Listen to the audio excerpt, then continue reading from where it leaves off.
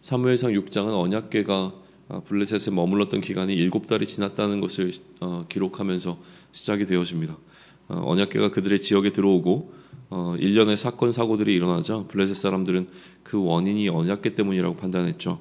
그래서 자신들의 이제 제사장과 복술자들, 즉 다시 얘기하면 우리로 따지면 무속인들을 좀 불러 모아서 이 언약궤를 어떻게 돌려보내면 좋겠는지에 관한 것을 의논하기 시작합니다.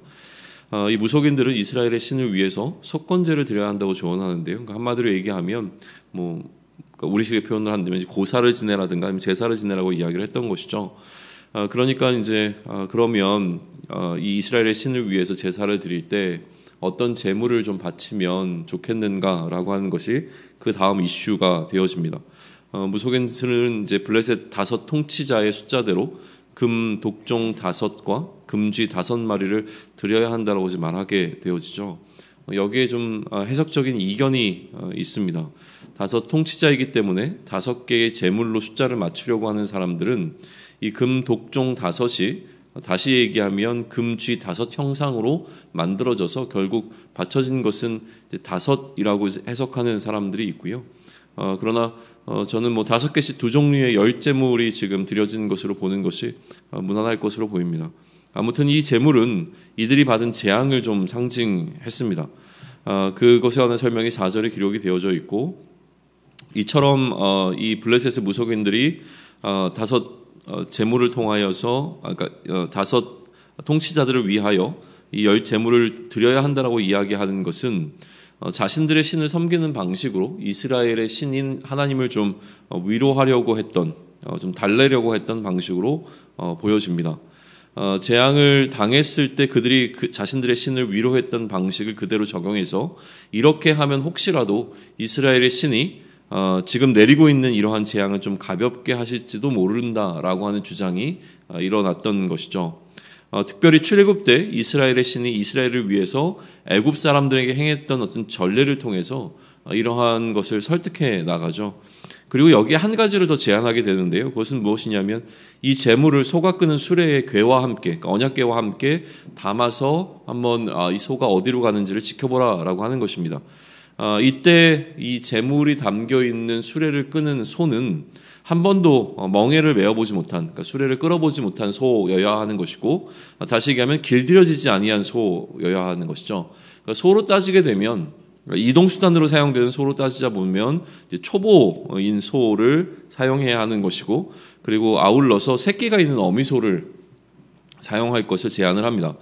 그럼에도 불구하고 이 소가 그러니까 자유롭게 방향을 잡아서 이 소들이 나아갈 수 있도록 하되, 근데 누가 봐도 의도되지 않은 방향으로 이 소가 어디로 향하는지를 보고자 한 것이 이렇게 계획한 것에 담겨 있는 의도인 것이죠.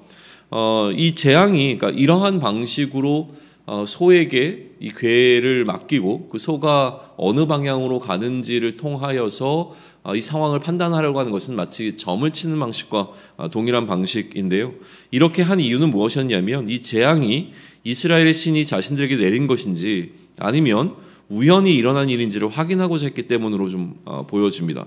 이 소들이 제물과 궤가 담긴 수레를 끌고 이스라엘로 돌아가면 이스라엘의 신이 이 재앙을 내린 것이지만, 그렇지 않고 이 소들이 자기가 원래 있었던 자신들의 그 송아지가 있는 곳으로 돌아가게 되어진다거나 하게 되어지면 이 일은 이스라엘의 신이 분노해서 일으킨 어떤 재앙이 아니라 언약궤와는 전혀 상관없이 일어난 어떤 자연 현상으로 보고자 하는 테스트가 혹은 이제 점을 치는 일이 이렇게 발생하게 된 것이죠. 아마도 이들에게는 이 소들이 이스라엘로 가지 않고 송아지들이 있는 집으로 돌아가기를 기대했던 것 같습니다. 그러나 12절은 소들이 울면서 좌우로 치우치지 아니하고 블레셋과 이스라엘의 국경 쪽으로 갔다고 기록하고 있습니다. 수레가 이 국경에서 멈춰지게 되어지자 그 지역에 살고 있었던 이스라엘 사람들이 수레에 실린 언약궤를 보고서 기뻐합니다. 그리고 그 수레를 만든, 그러니까 수레의 재질이었던 나무와 그 수레를 끈 암소로 하나님께 번제를 비롯한 여러 제사를 드린 기록을 남겨놓고 있죠. 그리고 블레셋의 5 통치자들은 이 장면을 지켜보고 있다가 자신들의 지역으로 돌아갔다라고 16절은 기록합니다. 그리고 나서 이제 17절에 이들이 드린 제물의 숫자에 대한 설명이 추가되고 있는데, 왜 5씩이었는지가 설명이 되어지는 것이죠. 금독종은 5 방백이 다스리던 그 지역별로 하나씩이었고요. 금쥐 5은 이 수레가 거쳐 지나간 성읍의 숫자를 의미하는 것으로 18절은 기록하고 있습니다.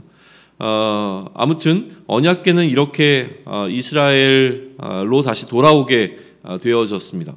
그런데 이렇게 언약궤가 돌아오고 난 다음에 한 가지 안타까운 일이 이스라엘 가운데 일어나게 되어지는데요. 이 언약궤가 돌아오자 언약궤를 들여다보고 살펴보고 확인했던 사람들 가운데 70명이 죽는 사건이 일어나게 됩니다. 성경 사본에 따라서 이 괄호 속에 이제 5만이라고 하는 숫자가 들어 있어서 5만 70명이 죽음을 맞이하게 된 것으로 좀 이해되도록 쓰여져 있는데, 가장 근거 있는 해석은 베세메스라는 지역에 사는 사람들 1000명당 5명씩으로 해석하는 게 이제 5만입니다. 그래서 1000명당 5명씩 총 70명이 죽음을 당하게 되었다라고 하는 것으로 해석하는 것이 좀 자연스러워 보인다는 것이죠. 그럼 이제 계산이 좀 나오는 것이죠. 1000명당 5명이었으니까 이제 70명, 그러면 70을 5으로 나눈 숫자에 1000을 곱하면 뭐 한 14,000명 정도가 될까요? 그 정도의 어떤 인원이 이 벳세메스 지역에 살고 있었을 것이고, 그들 가운데 대표되는 사람들이 이 일을 통하여서 하나님의 진노를 받게 되었다라는 것으로 해석이 되어지고요. 그들 가운데 70명이 생명을 잃는 일이 일어나자 이들은 좀 슬퍼하게 되죠. 벳세메스에 살고 있었던 이스라엘도 블레셋 사람들과 같이 이제 이 언약궤를 기뻐하다가 좀 부담스러워하게 됩니다. 그래서 기앗 여아림에 전령을 보내서 언약궤가 도착했으니 가지고 가라고 하는 요청을 하는 것으로 6장의 스토리는 일단락이 좀 되어지고 있습니다. 결국 6장이 다루고 있는 것은 언약궤가 어떻게 이스라엘에 돌아왔는가라고 하는 에피소드를 다루고 있습니다. 언약궤를 둘러싼 두 민족에게 있었던 이 에피소드들이 계속 기록되어지는데, 공통된 분위기가 하나 있는 것이 주목되어집니다. 그것은 무엇이냐면, 처음에는 기쁨이었던 이 언약궤를 소유하고 있는 이 사실이 기쁨이 되어지지 못하고 더 이상 즐거움이 되어지지 못한 상황으로 바뀌게 되는 것을 우리는 마주하게 된다는 것이죠. 블레셋 입장에서 이 언약궤는 그들이 전쟁의 승리를 기억하고 기념하게 되어지는 전리품이었던 것이고요. 그들이 경험했던 그 전쟁의 승리를 계속 만끽할 수 있게 하는 역할로서 이 언약궤를 가져왔죠. 그러나 이 언약궤가 그들 지역 가운데 들어오고 난 다음에 일어났던 여러 가지 재앙들과 이상한 현상들을 바라보자 이제 언약궤는 그들에게 더 이상 기쁨이 되지 못하고 골칫거리가 되어져서 이것을 어떻게 하면 이스라엘로 돌려보내면 좋겠는지를 상의하는 지경에 이르게 되어집니다. 이스라엘 입장에서 보게 되어지면 하나님이 그들과 함께 하신다는 임재의 상징이었던 이 언약궤가 그들 가운데 돌아온 것은 하나님이 그들 가운데 거하심이 다시 일어나는, 하나님께서 돌아오신 것과 같은 기쁜 일이었던 것이 너무나 분명합니다. 그러나 이 궤를 들여다본 일로 인하여서 70명이 사망한 사건이 일어나고 나자 이제는 그 누구도 이 궤를 가까이 하지 않으려고 하는 현상이 그들 가운데 일어나고 있는 것을 우리는 보게 되는 것이죠. 그러니까 이런 분위기와 아울러서 또 우리는 블레셋이 행했던 두 가지 어떤 행위 가운데 문제점을 발견할 수가 있는데, 첫 번째는 하나님을 자신들의 수준으로 낮춰서 이해하고자 했던 그들의 시도입니다.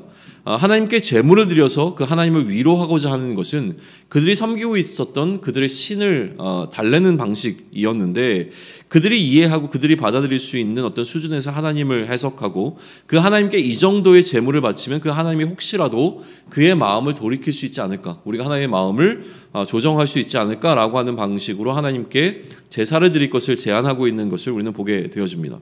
둘째는 혹시나 하는 마음이 이 블레셋 사람들 가운데 있었다라고 하는 건데요. 이 재앙이 하나님께로부터 온 것이라고 하는 사실을 분명히 알았고, 이전의 어떤 경험들을 통해서도 이것이 하나님이 보내신 재앙이라고 하는 사실을 분명히 알았음에도 불구하고 이들은 소를 통해서 그것을 다시 한번 테스트하고 이것을 확인하기를 원했습니다. 혹시 아닐 수도 있지 않을까 하는 여지가 그들 가운데 여전히 남아있었던 것을 우리는 발견하게 되는 것이죠.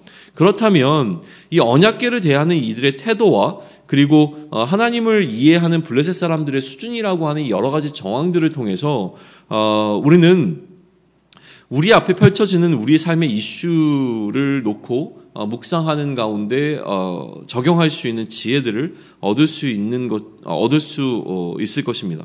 우선 하나님의 뜻에 대한 우리의 태도는 어떤가라고 하는 것을 한번 점검해 보실 수 있을 것 같습니다. 분명히 하나님의 뜻이라고 여겨지는 것들이 있습니다. 그러나 우리는 그 하나님의 뜻이 나의 생각과 나의 기준 혹은 내가 갖고 있는 나의 욕망을 벗어나게 될 때 혹시 그것이 하나님의 뜻이 아닐 수도 있지 않을까라는 생각에 하나님을 테스트해 보려고 하는 경향을 우리 역시 갖고 있다라고 하는 것을 인정하는 것이 필요합니다. 특별히 나에게 기쁨이 되었던 하나님을 위한 어떤 일, 내가 하나님을 위해서 무언가를 행할 때에 그것이 나에게 기쁨이 되어졌지만 어느 순간 실질적으로 그것이 나에게 해로 다가오거나 부담으로 다가오게 되는 상황을 마주하게 되어지면 우리는 더 이상 그 하나님의 뜻을 행하려고 하는 것에 여러 가지 갈등을 마주하게 되어진다는 것이죠. 아울러 우리는 하나님의 뜻을 내가 원하는 방식으로 조정하려고 하는 성향을 갖고 있습니다. 내가 이렇게 하면 하나님께서 그의 마음을 움직이셔서 내가 원하는 방식대로 하나님의 뜻을 펼치실 것이라고 하는 기대감이 우리에게도 여전히 늘 있다라고 하는 것입니다. 내가 이렇게 열심히 하나님께 무엇을 행하고 하나님께 열심히 무엇인가를 바치게 되어지면 혹시라도 하나님께서 마음을 바꾸셔서 내가 원하는 방식으로 나의 삶을 좀 이끌어가지 않으실까라고 하는 생각을 우리는 하게 된다는 것이죠. 그러면 결국 우리의 신앙이라고 하는 것은 블레셋 사람들에게 있었던 무속신앙의 수준을 넘어서지 못하고 그 영역 아래, 그 울타리 안에 머물러 있는 경우가 될 것입니다. 다시 한번 생각해 보면 우리 삶에 찾아오게 되는 여러 가지 갈등의 상황이나 혼란이라고 하는 것은 하나님 뜻 자체에 문제가 있기 때문에 우리에게 찾아오는 것이 아니라 하나님의 뜻을 내 입맛에 맞게 나의 이득이 되는 방향으로 바꾸고자 하는 나의 욕망 때문일 가능성이 훨씬 더 크고, 하나님의 뜻이 내 입맛에 맞지 않을 때에 그것을 가까이 하는데 주저하고 오히려 그것을 밀어내려고 하는 우리의 태도가 문제라고 하는 것이죠. 언약궤는 하나님이 함께 하심에 대한 분명한 상징을 갖고 있습니다. 하나님이 나와 함께 하시는 것에 대해서 하나님께서 나와 오늘도 함께 하신다는 그 사실을 다시 한번 묵상할 수 있는 한 날이 되기 원합니다. 하나님께서 나와 함께 하시는 것이 나에게 기쁨이 되어지는 것이 분명해야 하는데 그 기쁨이 어느 순간 부담이 되어지는 상황으로 바뀌게 될 때가 있습니다. 그러한 상황 가운데서 나의 선택이 무엇인지를 다시 한번 묵상하고 그 지혜로 살아낼 수 있는 오늘이 되기를 원합니다. 나 중심적으로 생각하는 것이 아니라 하나님께서 이 상황을 통하여서 나에게 하고자 하는 말씀이 무엇인지를 다시 한번 기억하고, 또 하나님의 측면에서 이 상황을 어떻게 우리가 해석하고 이 삶에서 나의 태도를 정할 것인지를 묵상하는 가운데 하나님께서 주시는 지혜로 말미암아 오늘을 하나님의 뜻 안에 잘 머물러 있게 하는 우리의 선택이 가득한 한 날이 되기를 소망합니다. 아멘.